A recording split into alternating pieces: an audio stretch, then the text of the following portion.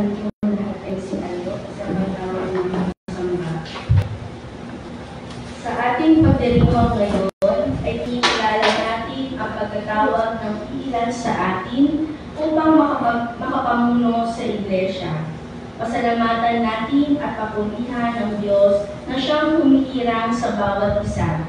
Alalahanin natin ang sinabi nito ni Apostol Pablo.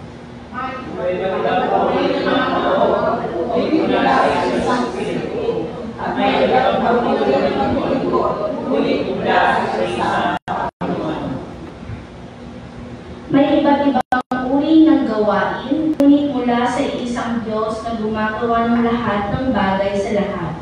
Ngunit ibinigay sa bawat isa ang kapahalagan ng Espiritu para sa kapakipakinabang ng lahat.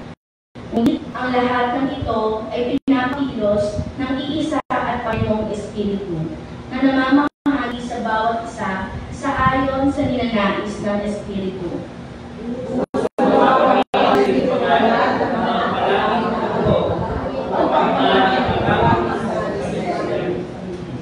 Halina, humugot tayo ng lakas at inspirasyon mula sa ating pagkakaisa upang sama-sama ay makapaglilingkod tayo sa Kanya habang patuloy nating kinikilala at pinagpapasalamatan sa Diyos ang buhay ng mga ninuno natin.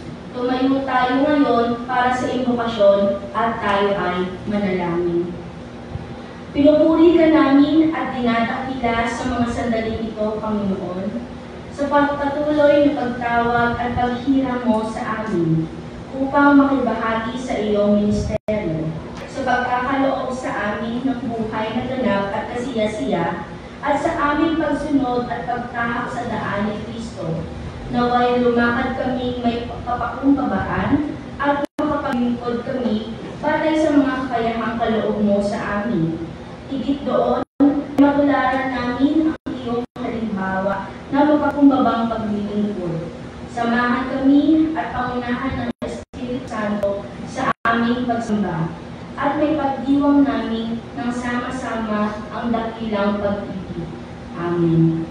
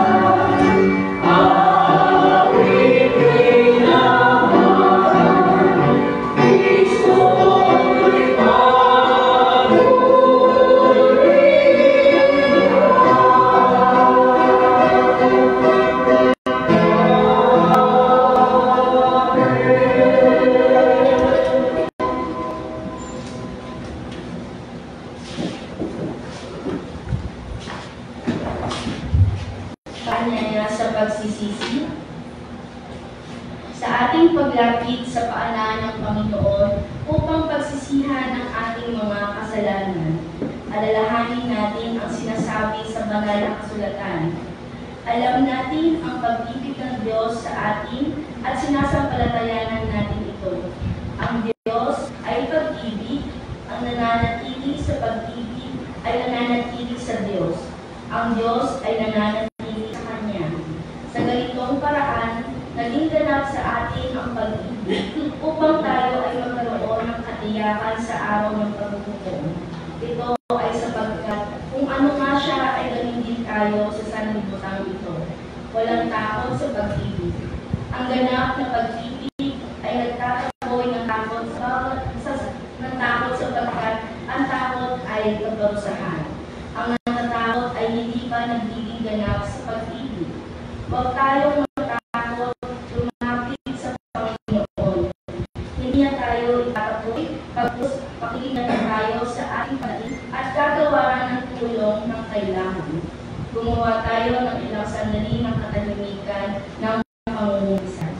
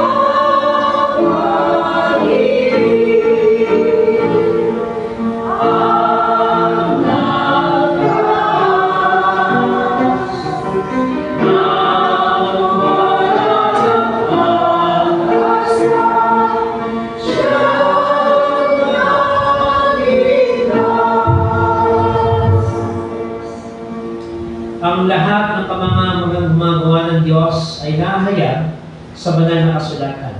Ngunit ito ang pinakahigit sa lahat. Ang Diyos ay mapagpala at puno ng awa. Kanino? Para sa atin. At para sa atin ang kanyang habag.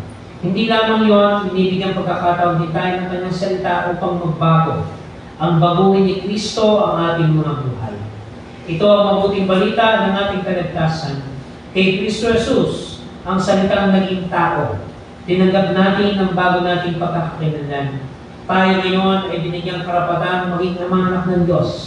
Pinatawad, pinagpala, kaya naman magpatawad at maging pagpapala. Salamat sa Panginoon. Tayong lahat ay tumayo at patuloy natin batiin na natin mga kalagit. Tayo ay magkamayan. Hindi po natin ang This is the day. This is the day. This is the day that the Lord has made. The Lord has made. Rejoice, rejoice, and be happy, and be happy. This is the day that the Lord has made. We will rejoice and be happy. This is the day. This is the day that the Lord has made. Ito ang araw. Ito ang araw. Ito ang araw na gawa ng Diyos. Gawa ng Diyos. Kahit saya, kahit saya, tumiis ang tumiis. Ito ang araw na gawa ng Diyos. Kahit saya at tumiis siya. Ito ang araw. Ito ang araw na gawa ng Diyos. Alive, alive, alive.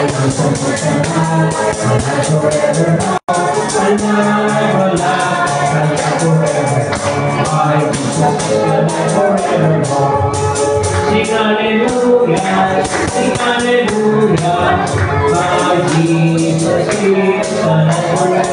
Sing hallelujah, sing hallelujah, my Jesus is alive. Salamat natin ang Panginoon.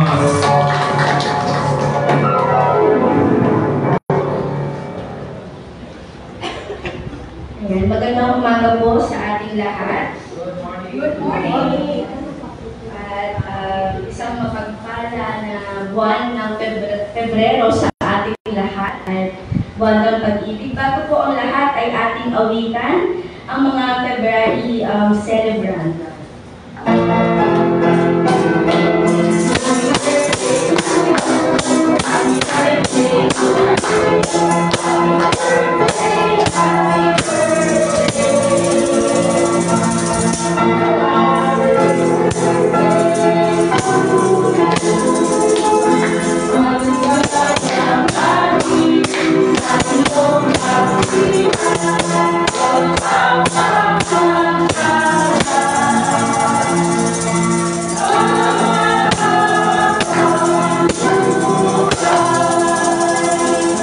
Ayan po. Sa February 5, ang ating kapatid na Queenie Enero. Sa February 10 po, si Brother Alvin Mengote at si Sister Lydia Garcia. February 11 po, si Brother Mickey Chrysler Ramos. Sa 17 po ay si Brother Armando Perez. Sa 20 ay si Brother Charles Ignacio. Sa 27 naman po ay si Brother Buboy Dolores and Brother Ivan Jan Almeria. Ayan po. Para naman po sa ating mga gawain ng simbahan ng ating iglesia, patuloy pa rin po ang ating midweek prayer meeting and Bible study tuwing Wednesday sa Galapuna 7 p.m. At this coming Wednesday po ay ang ating ito ay gagawin dito sa ating iglesia. Ang choir practice naman po ay every Saturday sa Galapuna 5 p.m. Meron din po tayo after the worship service. At patuloy din po ang ating children and adult Sunday school sa Galapuna 9 a.m. Para po sa mga pagbabalita. CWA, meron po ba? UCM. Ito po pala. Ayan, nung kahapon nangyari ang You'll Be Kind of Love, ng joint fellowship ng ating UCM at CWA. Ayan. ang galing pa rin pala nila pumorma. Diba? Ang ganda. So, ito po ay ginawa daw sa PCU sa Cavite, sa Silang. At ay Dasmariñas, Cavite. At nangyari din po ang ating Bible Study and Prayer Meeting ng nakaraang Wednesday. Ang nag-host po ang Ignacio Family. Maraming salamat po. At nung nakaraang tawagin mo na lang po ang aming SIA President sa lahat ng kabalitaan ng nangyari sa aming retreat. Salamat po. Magandang umaga po sa ating lahat. Noong nakaraang January 28 at 29, Tuesday and Wednesday, ginanap ang second annual retreat na Christian Young Adult Fellowship. Then, bakit po natin. Of course, I would like to thank ang nag-sponsor ng aming sasakyan. Hindi ko yung makakapunta doon kung wala ang aming sasakyan na ime. And of course, ang aming pinaka-driver. Maraming salamat po sa pag-drive. Kasi kahit may sasakyan kami, kung wala akong driver, ay hindi kami makakapunta. Sa noong 28, January 28, ay nakasama namin actually sa part ng aming liturgy ay si Pastor Isagani from Inarawan. Siya po ang aming guest speaker. Siya po nagbigay ng pagmumulay doon sa teksto na aming ginamit o yung topic namin ay Church and Society. And nagkaroon kami ng bonfire and very young Pastor Isagani. And then, kaya po ang siya, ang attendance ng ating siya, tayo, diba? And then po si Ate Donna, yung natin din, katabi ko po, yan, siya po ang ating host, si Ate Donna Yumol. Sila po ang may-ari at nagmamanage ng Motorcycle Riding School Philippines. So, baka gusto niyo po mag-aral mag-motor, yan, meron po silang yun po yung kanilang kabuhayan.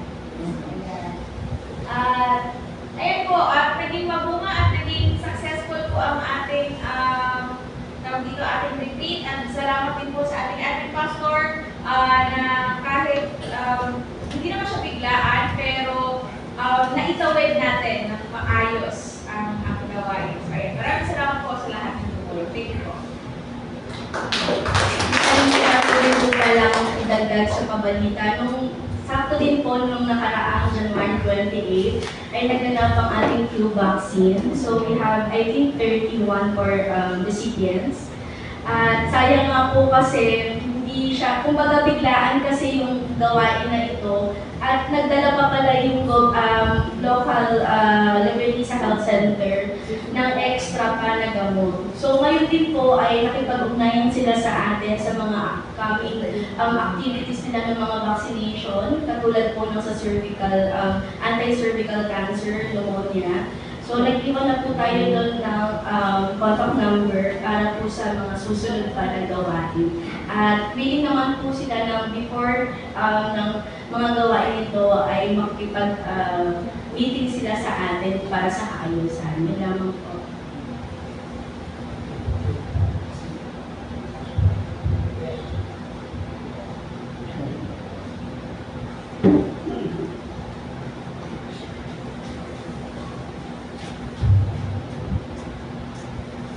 Good morning. Nais ko lang paliwanag yung finding ng USAID, kaya Board of Trustees. Ayon sa signage natin, ay bago nilagyan ng auto suite yun, ay pinagbibigyan namin ng USAID at po para malagyan ng hiwalay na suite. So huwag kayong magtataka kung bakit po siyang umiilaw yung ating signage sa dito sa harap natin. Baka sabihin nyo, may multo dito. Dito sa Ate Dory, kasi nagulat ako, nagtinig sa akin, bakit? yung science, yung Diyos natin, umiilaw, walang mga tao, hindi mo patay-patay. Sabi ko, hindi napalitan kasi ng ano yun. Ilagay ng auto-sweep yan, sabi ko sa kanya. Kasi, hindi ko may baliwanag sa kanya dahil palipis lang. At tungkol sa makukonsume ng energy, hindi lang yan kasi naka-LED yan. Ibig sabihin, LED emitting tayo. Kaya mababa ang makukonsume ng ilaw kahit 24/7 na ilaw yan. Saka i-dimas na yung palakas niya. Yung maliwanag, bigay ng dating bilyar na mataas ang watts, pero mahina pa rin. Tungkol sa safety niya, ay safety yan kasi yung ginamit kong kabilya o kaya yung PSS ink, yung kahit abot ng 90 centigrades ng init, ay hindi gusto tayo init yan.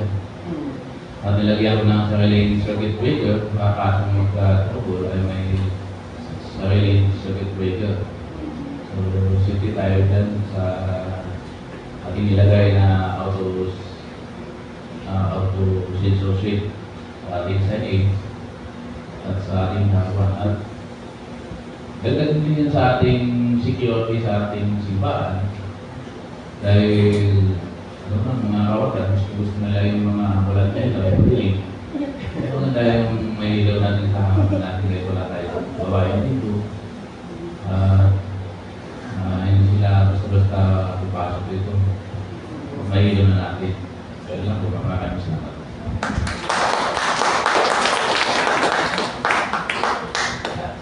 Pagdagdag po pala ako, nakabasa ko lang po nung liham na binigay sa amin from MLJ.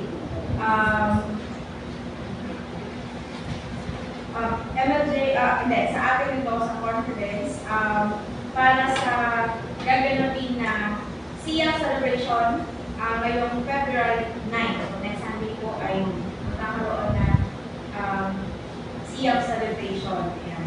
At maglo-launch din po ang MLJA SIA na Faith Coin Offering. Ayan, para po sa ating mga SIA na gaganapin gawain. At dagdag na lang din po, noong last Sunday, medyo full pack po pala tayo this week dahil last Sunday din po ay meron tayong youth home na naganap din po. So, ayan, pagpalain po tayo dahil marami po tayong mga gawain ngayon para nakaraan po. Maraming salamat. Meron po ba detalye, kapatid na Jazz, yung gawain next Sunday? Kung saan, kailan, anong oras? Po sila. Okay, thank you po mga kapatid. Good morning. Tayo po yung papasalamat sa Panginoon sa unang buwan o unang linggo sa buwan po ng Pebrero. At ating po patuloy pa rin natin ang diliwang ang panahon ng Epifania at same time ang pagdiliwang ng sakramento ng komunyon at ang linggo ng pagiging tagapanguna o Leadership Sunday. Tayo po yung papasalamat sa Diyos dahil naging magbunga po ang linggo ito. Napakaraming gawain mula po Martes hanggang kahapon. At actually, mula po Sunday pa pala. Dire-diretso na po yung ating mga naging gawain. So, salamat po sa Panginoon sa kanyang patuloy na pag-sustain sa bawat isa sa atin at sa ating po mga ministries. Ganun din po ay patuloy natin sinasama sa panalangin ang mga kapatid po natin na nagpapalakas at nagpapagaling. Ang isa sa mga prayer item natin dito ay ang asawa ng ating kapatid na Feli, na si Kuya Felix. Si Kuya Felix po ba ito? Ayan, nakasama po natin ngayong umaga. So nawa po ay naging nabunga ang inyong minor operation. Ano po? Tapos na po ang inyong minor operation. So salamat po sa Panginoon sa patuloy po na pagalingan at nawa po ay patuloy pa kayong palakasin ng ating Panginoon. Ano po? Kapatid na Felix. So welcome din po sa ating church at nawa po ay maging mabuga ang inyong pag-stay dito. Meron pa ba tayo ilang mga nakalimutan pa pabalita? So, Kaugnay po naman ang ating samahan ng mga manggagawa.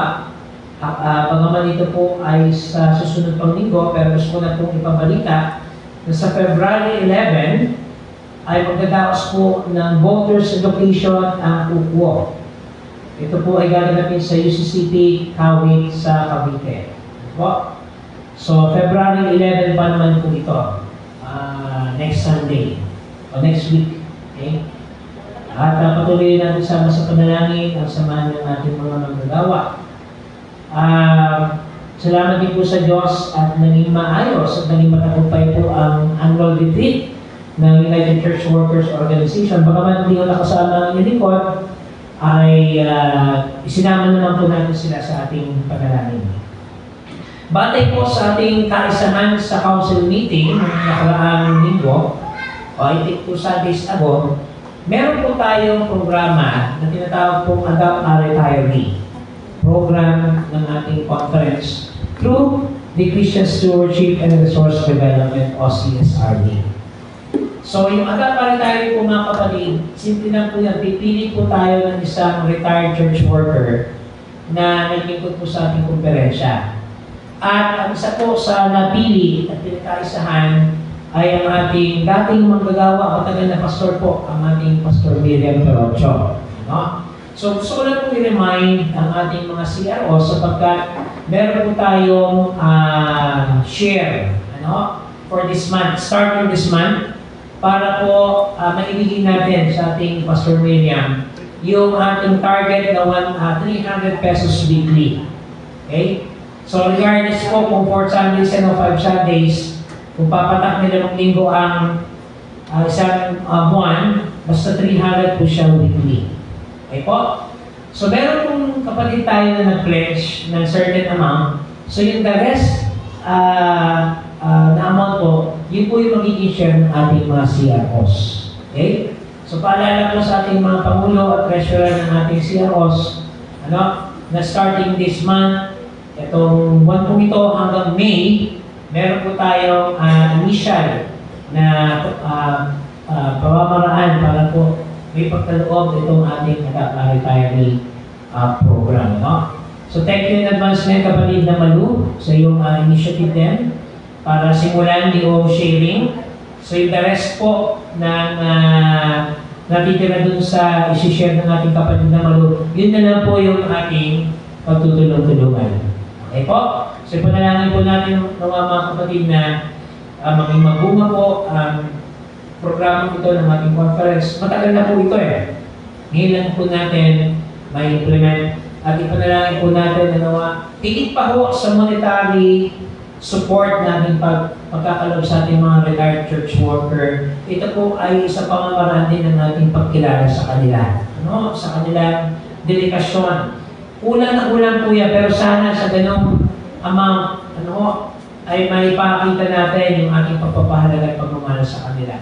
So, open din po tayo kung sa nakita po ninyo, ay parang pastor, parang kulang po yung isi-share natin sa ating Pastor Miriam, pwede po natin itong dagdagan.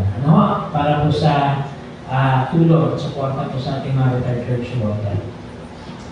Okay po, meron pa po ba tayong mga kabalita pa? May mga first time pa mo bang nagsimbat dito sa atin? Yes, yung katabi po ni Ate Neris. Pwede po natin malaman. Pamakinig po ba ito, Ate Vivian? Apo. Si Shane po. Shane, okay. So first time po mag-church? Si Shane? So welcome po sa ating simbahan. And of course, sa mga nakasama natin muli. So salamat sa Panginoon. Kung wala na po tayo ng mga pabalita, tayo po ay lumamit sa Diyos, tayo po sama-sama manalangin. O aming Diyos na buhay at makapangyarihan sa lahat, ang aming po kagalakan na muling magkatipon at magsama-samang sumamba at magpuri sa inyong dakilang pangalan, sa inyong banal na tahanan sa mga oras nito. Kami, Panginoon, ay inyong binigyan ng 6 na araw sa nakalipas na panahon upang bigyan daan ang aming mga sariling pakay ukol sa mga kabuhayan sa iba pang mga gawain personal na bagay, iba pa. At ang araw nito, O Diyos, ay aming inilalaan para sa naman. Ang oras nito, ng aming papuri pagsamba sa inyong makinang Panginoon. Tunay nga, Panginoon, kami ay hindi karapat-dapat na humarap sa inyo. Kami ay nagkaroon ng mga pagkakataong pasamantalang lumayo sa inyong nais at kalooban.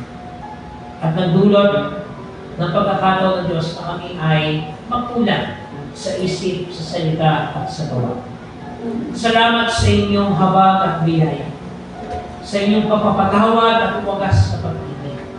At nawa ang inyong banal na dugo ang bumuhos sa bawat isa sa amin sa mga oras dito, upang aming kilalanin, O Diyos, ang aming pagnanais na muling magbalik loob sa inyo, na muli naming bigyan ng pagkakataon ang mga nasirang ugnayan namin sa inyo, na mapanahuli at mabigyan ng pagkakataon ng Panginoon na tanggapin ang kahabagan ng pagpapatawad at pagmamahal na mula sa inyo. Panginoon, pagsumikapan naman namin na sa abot ng aming makakaya ay gawin namin ang nararapat sa inyong harapan. Iligawan niyo po, O Panginoon, ang inyong banal na Espiritu upang i-refine ang aming mga isipan na taliwas sa inyong nais. Ang aming gawin ng pamumuhay, ang aming mga pag-uugali, ang aming mga pananaw sa buhay, Panginoon, na hindi ninyo nais. Bigyan niyo po kami ng pagkakataon na muling kumilos sa inyong banal na Espiritu. Upang sa abot ng aming makakaya, bagaman kami ay nasa katawang panlupa na patuloy na nagkakasala at natutulang, O Diyos, ay makarating kami sa inyong nais na makaabot sa inyong pamantayan. Subalit hindi namin makakaya ang lahat ng ito, Panginoon, kung wala ang inyong presensya at wala ang inyong patuloy na pag-agapay at pag-alalay sa bawat isa sa amin. Panginoon, nagpapasalamat po kami sa lahat ng inyong mga pag-iingat na ginawa at paggabay sa makalipas na mga araw, na tumugon ang iglesia nito sa iba't ibang mga paraan ng ministeryo. Magmula po sa pagdalaw doon sa Pasay City Youth Home, sa Matagumpay na New Vaccination Drive, ang nakarang retreat ng SIA, ang Home Bible Study at ang Joint UCM-CAA Fellowship kahapon. Sapat na natin ito, Panginoon, upang kayo aming papulihan ng pasalamatan. Tunay nga, Panginoon, ng inyong pagpapala ay hindi natugunan. Ito ay laging sapat para sa inyong mga anak at mga lingkod. At salamat sa inyong mga anak na patuloy ninyong pinakasangkapan at pinagamit upang maging posible ang mga gawain. Panginoon, kumakaharap po muli sa krisis ng aming bansa, sa mga nangyayaring mga pagbabago sa aming paligid, lalo tigit sa aming pampulitikang kalalagayan. Panginoon, dalangin namin ang pamunungan ng pamahalaan ito, na patuloy ninyong ipaunawa ang kahalagahan ng kanilang pagmamalasakit sa taong bayan at isang tabi ang anumang mga personal na mga interes at laging isaalang-ala ang kapakanan ng nakararami. Lalo higit ang aming mga kababayan na patuloy na nakakaranas ng kahirapan sa mga oras nito. Panginoon, naway idulot ninyo ang kaayusan at kapayapaan sa bayan ito. Sa nalalapit na halala ng Diyos, ang tinadalangin ang karunungan mula sa inyo upang kami pumili ng mga mamumuna sa bansa ito na may puso at may malasakit para sa kanilang mga kababayan. At yun din, Panginoon, ay ano nakita ang kalagahan ng aming pagiging asin at ilaw ng sanlibutan ito. Na kami lahat, O Diyos, ay mayroong pananagutan upang isaayos ang kasalukuyan para sa kinabukasan ng aming bansa, ng aming mga anak, ng mga bagong henerasyon na susunod na magiging kabahagi ng aming minamahal na bayan ito. Tunay nga, Panginoon, na kami tinawag upang magambag sa pagpapatuloy ng inyong paharian dito sa lupa. Panginoon, hindi namin makakaya na dito sa lahat ng ito. Kinakailangan namin ang inyong pagbubuan at presensya. Inaalala ka rin namin, Panginoon, ang aming mga kapatiran na nakaranas ng pagkakasakit sa nakalipas na panahon. Patuloy namin tinataas ang pangalan ng aming kapatid na huling pahapon. Ipuin po siya ng inyong mapagpalang kamay, Panginoon, at tanggapin ang kagalingan at kalakasan na mumula sa inyo. Sa aming kapatid na Joey, at tanggapin niya, Panginoon, ang kagalingan at kalakasan na mumula lamang sa inyo, sapagkat walang imposible sa inyo, Ama. At napapasalamat din kami sa maayos at matagumpay na operasyon ng aming kapatid na Felix sa nakalipas na araw. Tunay nga, Panginoon, ang panalangin ay makapangyarihan at inyong tinugon ang aming pagbilog sa inyo. Sa iba pa namin mga kapatiran, Panginoon, na nakakaranas ng panghihinat at pagkakasakit sa kanilang lumang pangangatawan sa mga oras na ito, ay patuloy din namin tinataas sa inyong pangalan, Panginoon. Ipuhin po sila ng inyong mapagpalang kamay at tanggapin ang kagalingan ng kalakasan ng mula lamang sa inyo. Sa iba pa namin mga kapatiran, Panginoon, na patuloy na nakakaranas ng iba't ibang mga hamon, pampersonal, pampamilya, at iba pang mga pagkakataon na mga nakakapagpahina sa kanilang paglilingkod at sa kanilang pananampalataya. Kaya nawa, O Diyos, ang maging lakas nila, maging inspirasyon, at gamitin niyo po kasangkapan ng bawat isa sa amin, Panginoon, upang kami mag-alalayan, magtulungan, magpanalangin sa isa't isa. At may padama namin na kami rin ng mamahalan, na kami lahat, O Diyos, sa inyong pinag-isa, bilang mga kapatid, at bilang bahagi ng inyong katawan. Sa mga oras nito, Panginoon, muli namin pinagkakatiwala sa inyong lahat. Samahan niyo po kami sa pamihilay ng inyong banal na salita. At sa pagtanggap namin ng inyong banal na Panginoon, ng pag-aalala namin sa inyong pagmamahal, sa inyong pagliligtas, at sa patuloy ninyo na pagbibigay ng pagkakataon upang kami mamuhay ng may kaganapan sa inyo.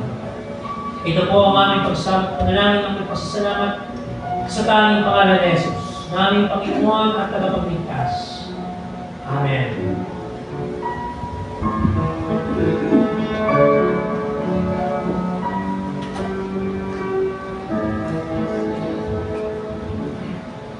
In moments like these, I sing out a song.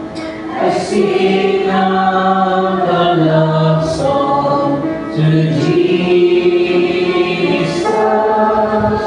In moments like these, I lift up my hands. I lift up my hands to the Lord, singing, I love you, Lord, singing, I love you, Lord, singing, I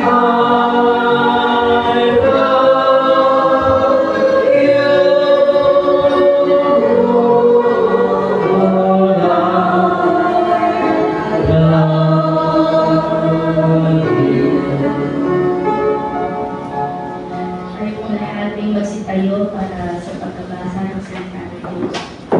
Ito po ay matatagpuan sa Jeremiah sa Kabanata 1, talata 4 hanggang 10.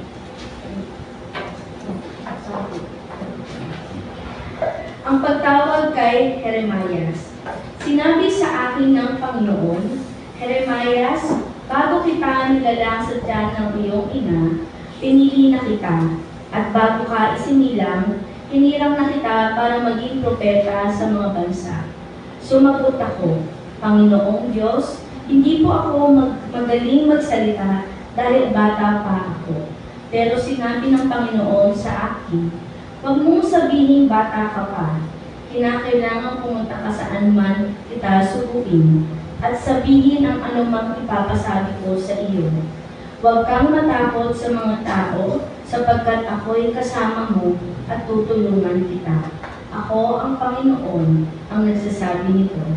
Pagkatapos, hiniko ng Panginoon ang mga labi ko at sinabi, ibinibigay ko sa iyo ngayon ang aking mga salitang sasabihin mo. Sa araw na ito, binibigyan kita ng kapangyarihang magsalita sa mga bansa at mga kaharian. Sabihin mo na, babaksak ang iba sa kanila at mawawasak. At ang iba naman ay muling babangon at magiging matatag. Para po sa sagutang pagbasa, ito po ay matatagpuan sa 1 Korinto, Kabanata 13, talata 1 hanggang 13. Makapagsalita man ako sa mga wika ng mga tao at ng mga anghel, kung wala naman akong pag-ibig, para lamang akong kampanang umaalingaw o pompyang na maingay. Kung ako man ay may kakayahang magsalita ng mensahe mula sa Diyos at umuunawa sa lahat ng hiwaga, kung nasa akin man ang lahat ng kaalamanan at lahat ng pananampalataya, ano pa nakakapagpalipat ako ng mga bundok, ngunit wala akong pag-ibig, wala akong kabuluhan. Upang mabigyan ng lahat ng aking mga alay-alian, ay alay ang aking katawan upang sunugin. Ngunit wala naman akong pag-ibig, wala rin akong kaalaman. Ang pag-ibig ay matiyaga at magandang loob, hindi maiinggitin, hindi mayabang ni mapagmataas man, hindi magaspang ang pag-uugali, hindi makasarili, hindi magagalitin o mapagtanim ng sama ng loob sa kapwa. Hindi ito natutuwa sa sama, sa halip ay nagagalak sa katotohanan. Ang pag-ibig ay nag-iisip, mapagtiwala, puno ng pag-asa, at nagkakadya ang wagas. Matatapos ang kakayahang magsalita ng mensahe mula sa Diyos, titigil rin ang kakayahang magsalita sa iba't ibang mga wika, at lilipas ang kaalaman, ngunit ang pag-ibig ay walang katapusan. Hindi pa ganap ang ating kaalaman at hindi rin ganap ang kakayahan nating magsalita ng mensahe mula sa Diyos. Ngunit pag-ibig ng ganap, maglalaho na ang hindi ganap. Noon ako'y nagsasalita, nag-iisip at nangangapilan tulad ng bata. Ngayon ako'y mayroon ng sapat na ulam.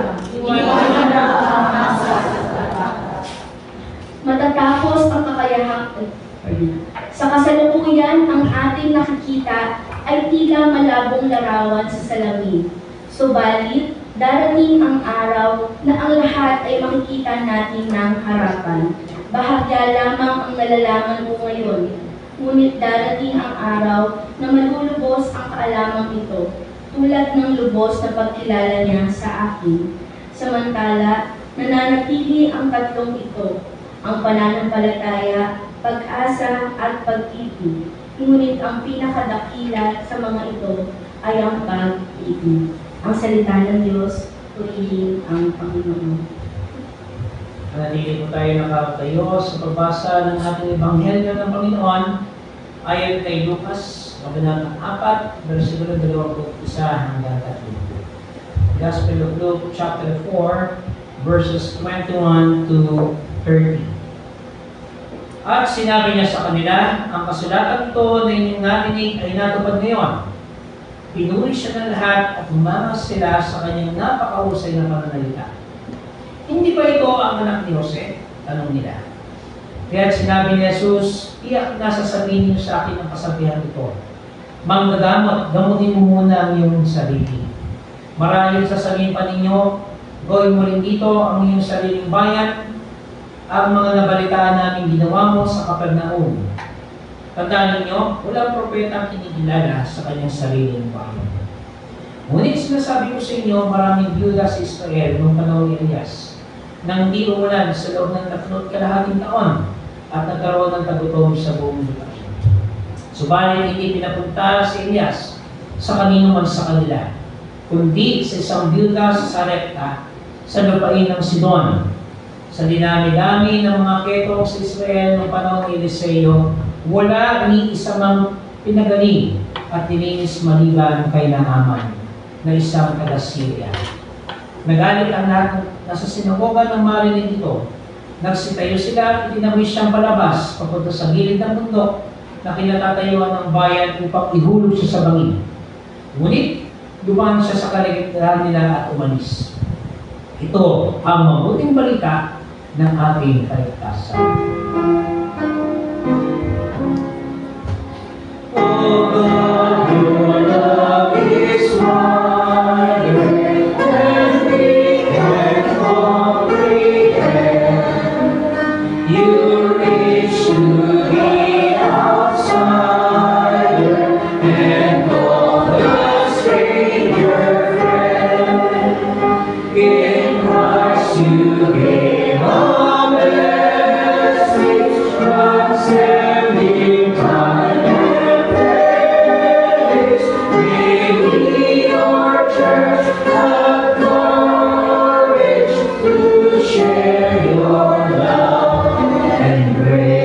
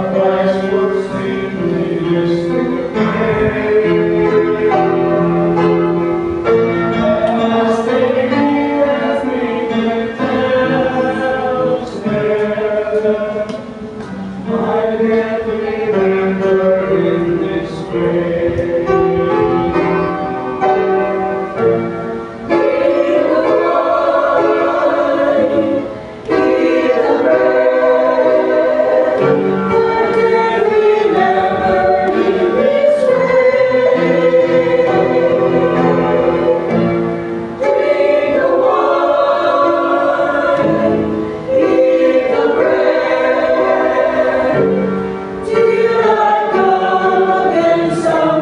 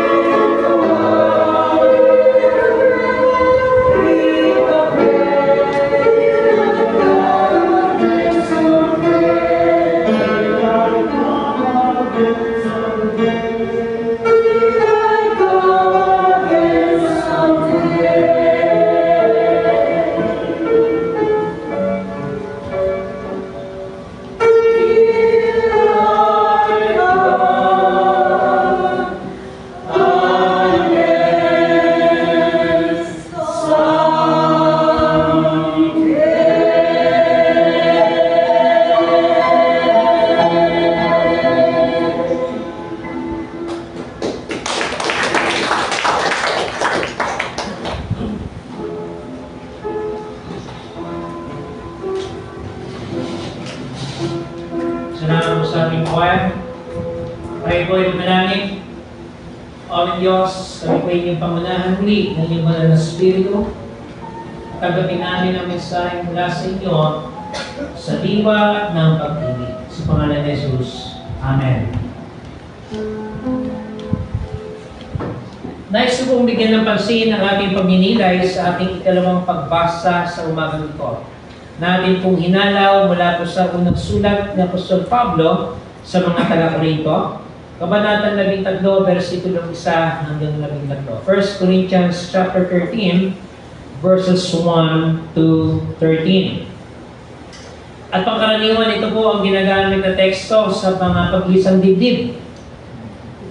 Ito yung common Bible text na lagi pong nire-remind sa mga couple, sa mga nagre-renew ng kanilang mga vows at nagdiriwang ng kanilang mga wedding anniversaries.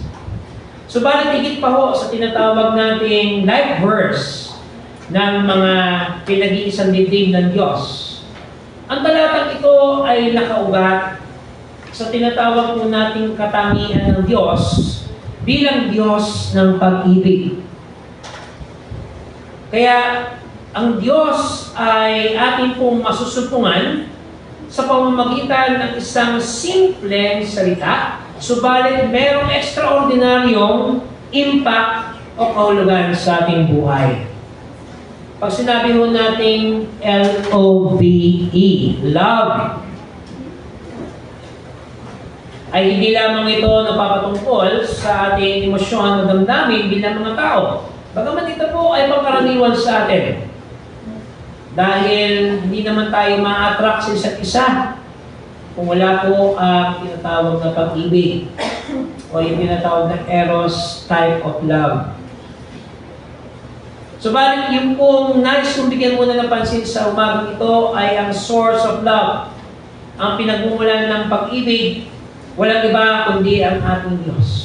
Sa pamamagitan ng kanyang bugtong na anak, ang ating Panginoong Jesucristo.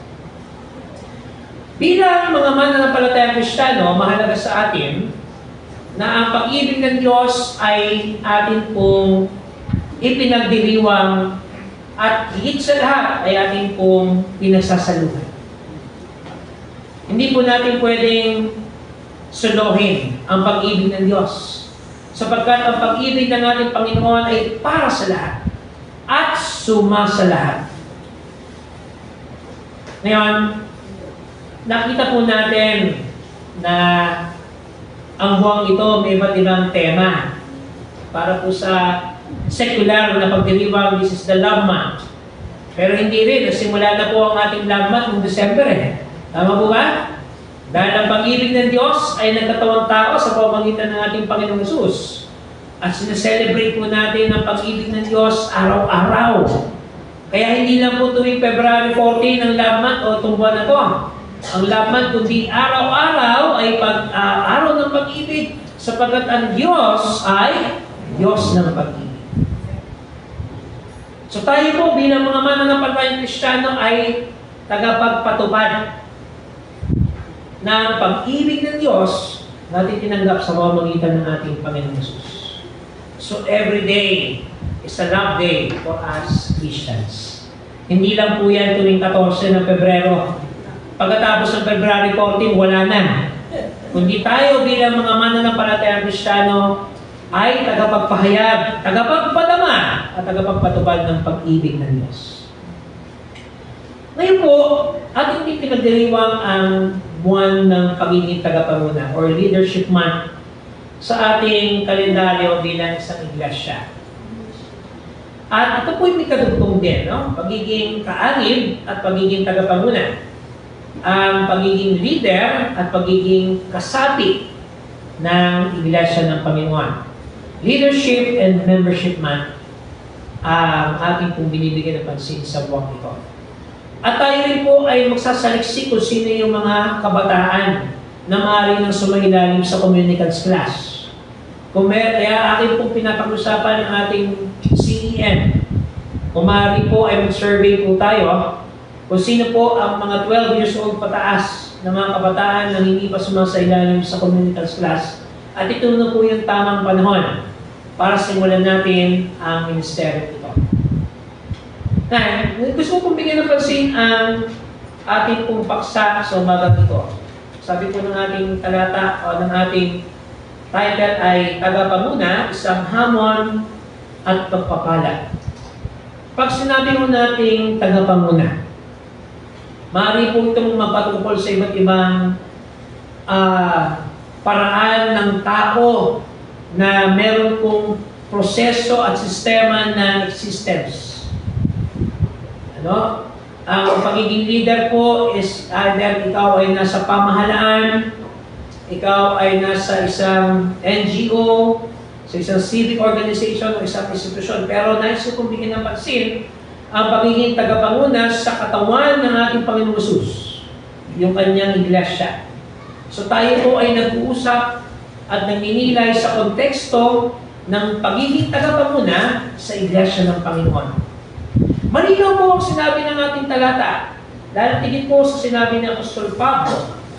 At ito po ang bungad ng ating liturhiya kanina, na tayo po ay merong pagkakatawag na ministeryo sa bawat isa sa atin. Ano? Meron tayong iba't ibang uri ng pagkaloob, ng mga kaloob mula sa isang spirito. So meron po tayong iba't ibang uri ng paglilingkod na mula sa ating Panginoon. Gusto kong bigyan ng pansin yung kaloob, the gift. Ito po ay mula sa wikang Grego na charis.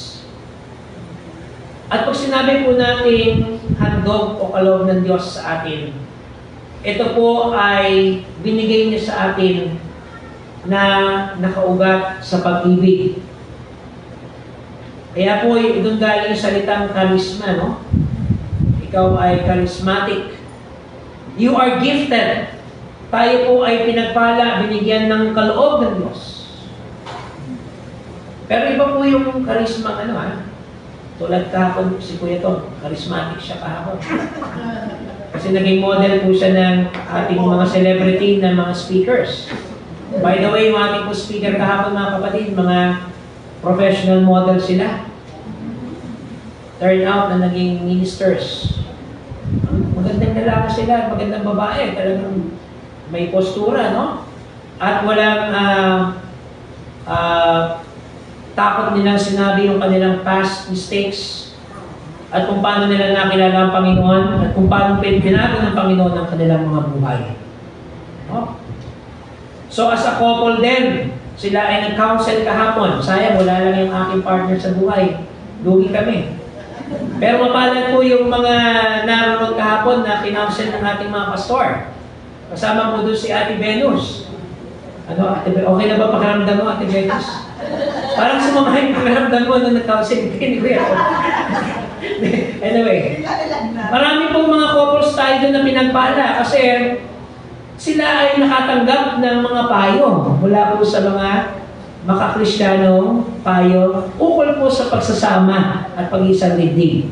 Sayang talaga na-miss niyo po yung ilan So next time alam ko meron po activity natin siya dito no? This month meron po tayo activity for the couple. Huwag po tayo mawawala. Okay.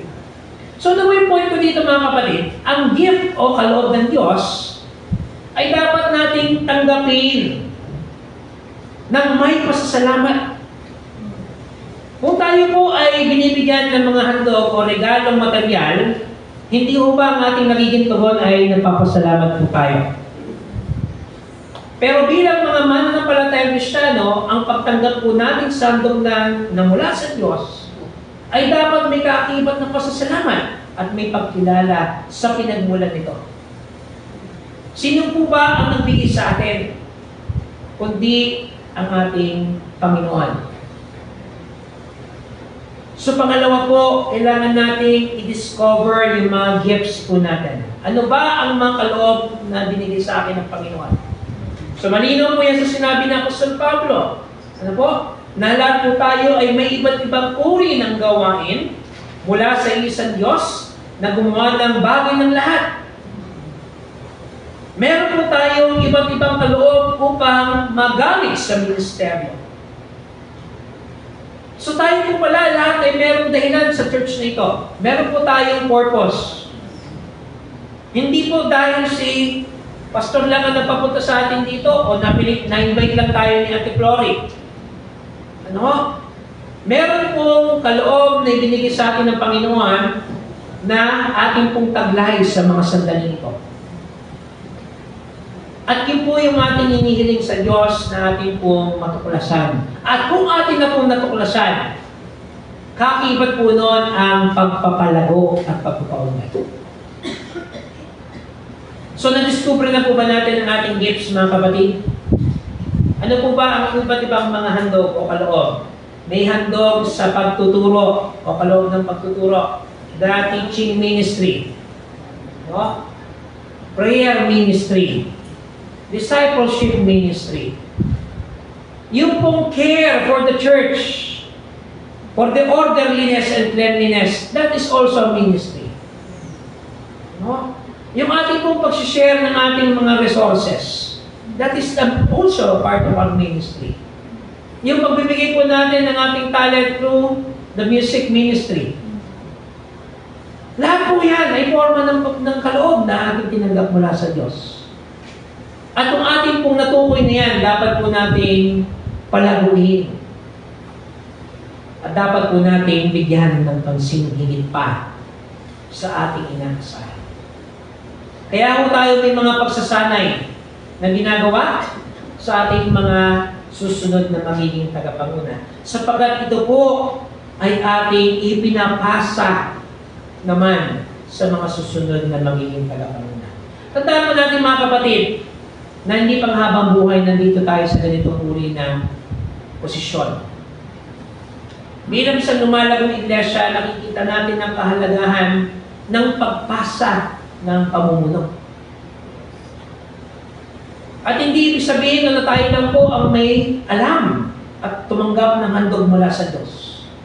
Dahil kapag pinasa po natin ang pamumuno sa iba, ito ay pagpapakita ng pag-ibig ng Diyos na ating tinanggap ay ating din namang naibabahagi sa iba at ating ipinapasa sa iba.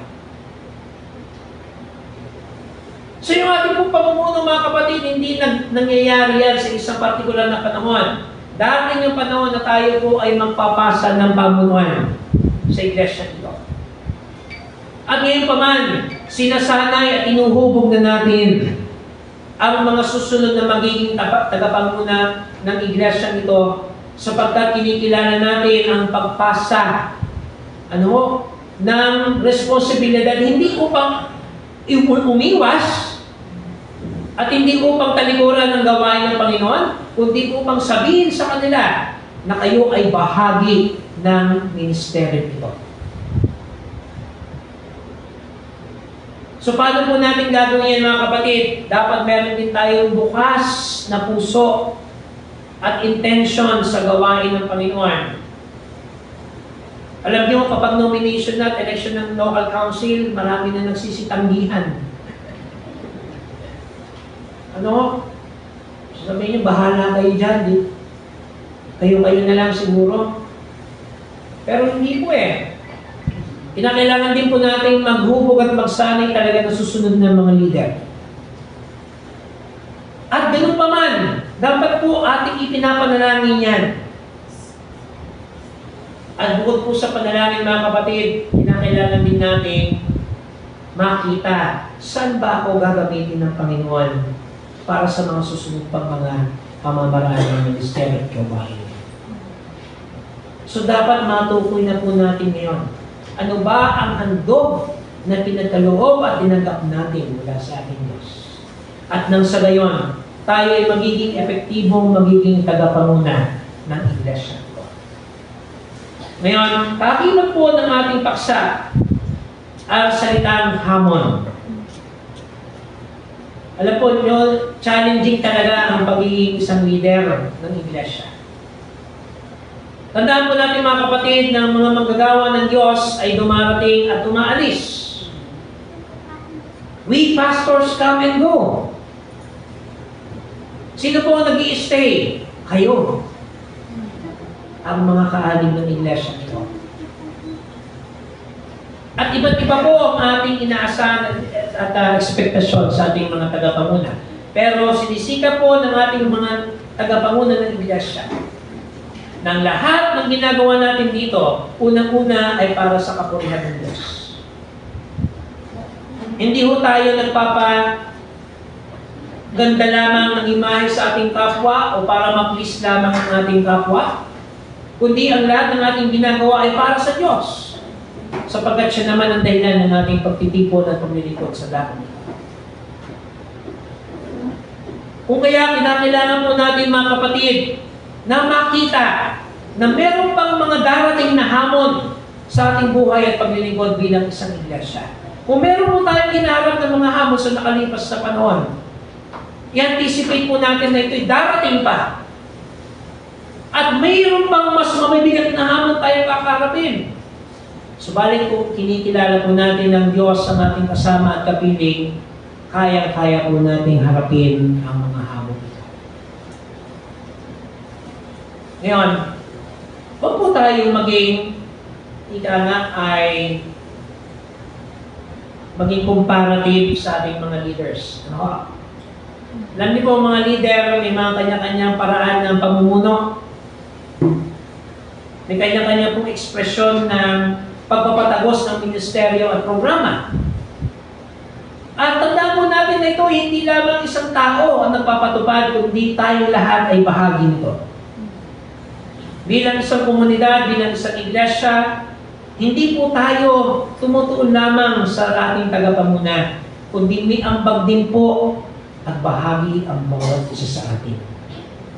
So upang maging epektibo ang pamumuno ng isang tagapanguna ng isang iglesia, ay dapat meron din aktibong partisipasyon ang kaaniban nito. Meron po tayong share. Meron po tayong pagbabahagi. Meron po tayong ambag. At meron po tayong pagnanais na tumulong at maging kasangkapan sa pagpapalago ng ating gawa. Mga kapatid, sa umagang ito, ang leader at tagapanguna ng ating iglesia ay ang ating Panginoong Hesus. Siya po ang ulo ng iglesia nito. Subalit tayo ay kanya lamang mga tagasunod. Upang maging epektibo at maging mabunga ang ating ministeryo at gawain, kinakailangan natin ituon muli ang ating sarili, ang ating puso at isipan sa ating Panginoong Kristo. Ngayon, tayo po, sa susunod na linggo naman, ay inaanyayahan ko kayo na magnilay bilang mga kaanib ng iglesia. At ito po ang ating magiging paksa. Paano ba ako magiging epektibo na magiging nakaanib ng iglesia dito para sa kapurihan ng Diyos. Sa pangalan ng Ama, ng Anak at ng Espiritu Santo. Amen.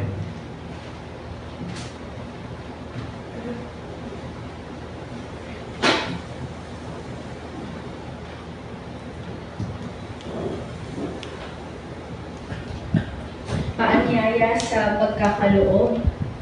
Sa ganitong paraan, nahayag ang pag-ibig ng Diyos sa atin na sinugo ng Diyos ang kanyang bugtong na anak sa sanlibutan upang tayo ay mabuhay sa pamamagitan niya. Ganito ang pag-ibig, hindi sapagkat inibig natin ang Diyos, kundi dahil siya ang umiibig sa atin at sinugo ang kanyang anak bilang kasiyasiyang handog para sa ating mga kasalanan. Tugunin natin ang kagandahang loob ng Diyos na pagpalain tayo ng buhay at kaligtasan. Gawin natin ngayon ang magalak na paghahandog. Tayo po ay magkakaroon.